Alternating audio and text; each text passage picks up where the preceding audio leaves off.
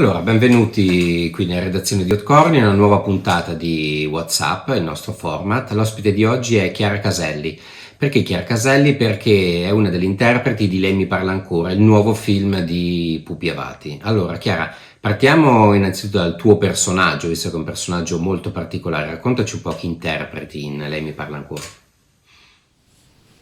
Come saprete, il film è tratto da Lei mi parla ancora, che è il libro scritto dal papà di Vittorio ed Elisabetta Sgarbi, e io nel film sarei Elisabetta Sgarbi.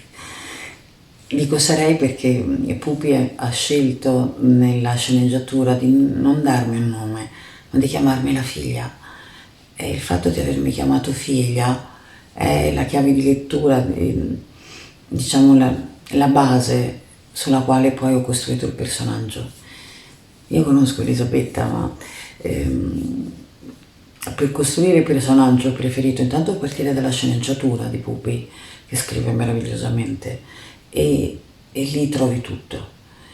E poi per trovare anche in qualche modo una distanza che per me è necessaria poi per fare vivere veramente il personaggio, sono andata a cercare, come se fosse un personaggio storico, sono andata a cercare documentazione e ho trovato una presentazione di Claudio Magris di qualche anno fa che la definiva temeraria, coraggiosa, lucidissima, e questo insieme a emozioni privatissime che ho dato al personaggio hanno poi dato la figlia.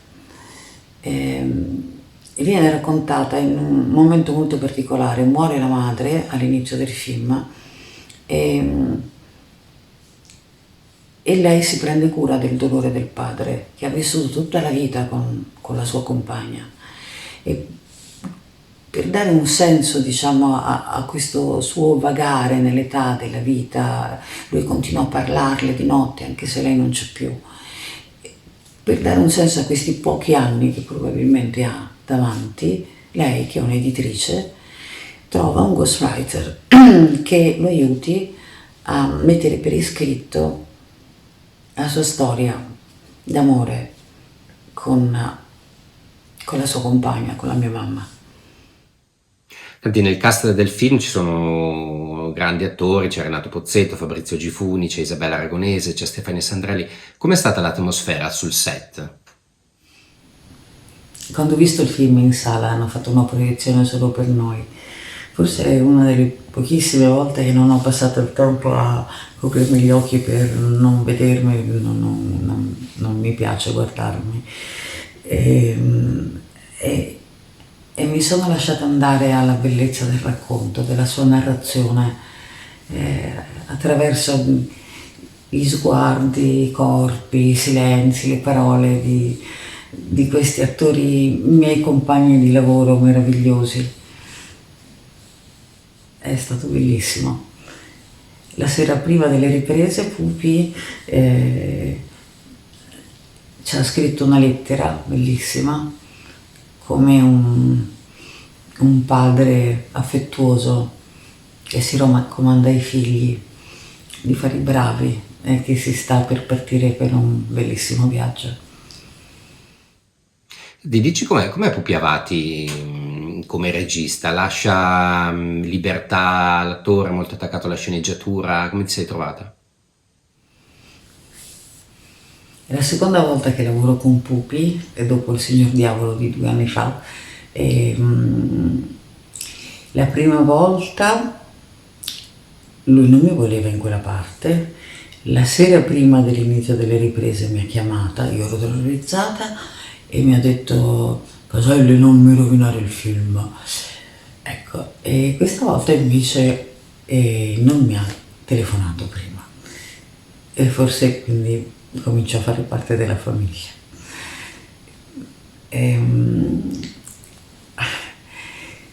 Quanto gli voglio bene a Pupi.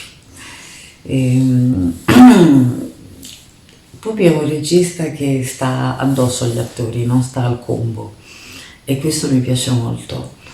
Ovviamente al combo ci va, al combo è il monitor per controllare l'inquadratura, quello che fanno gli attori, e lui ci va appunto per controllare l'inquadratura poi però sta lì e lo senti come fisicamente partecipe, come se stesse recitando con te. Si crea una stranissima e meravigliosa alchimia di cui gli sono infinitamente grata. Pupi è un regista molto particolare, e sono tutti molto particolari i registi, anche gli attori e le attrici.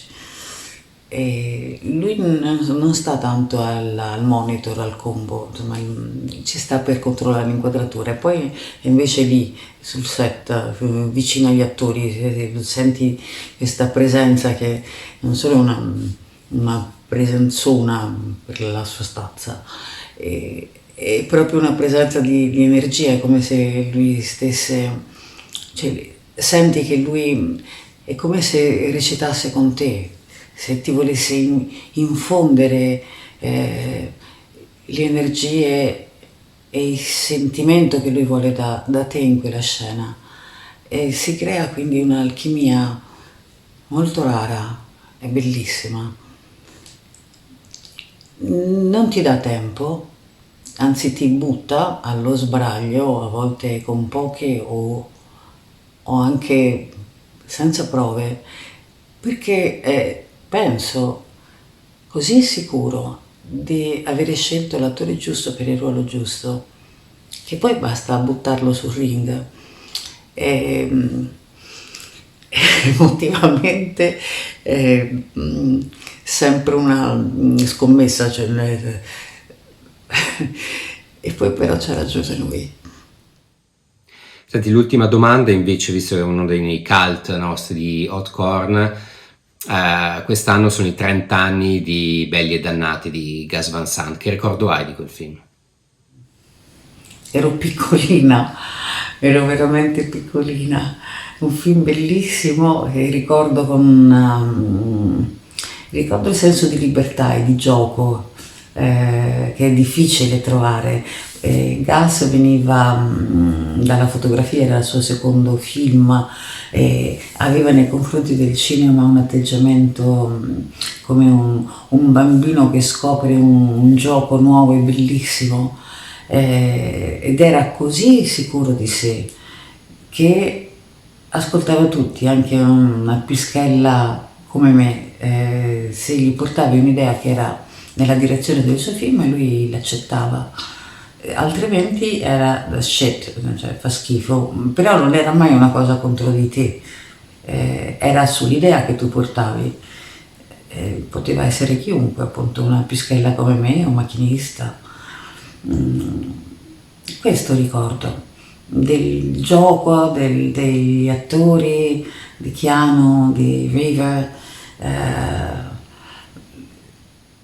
È stato un grande divertimento e sono molto felice di aver preso parte a un film così riuscito, così bello.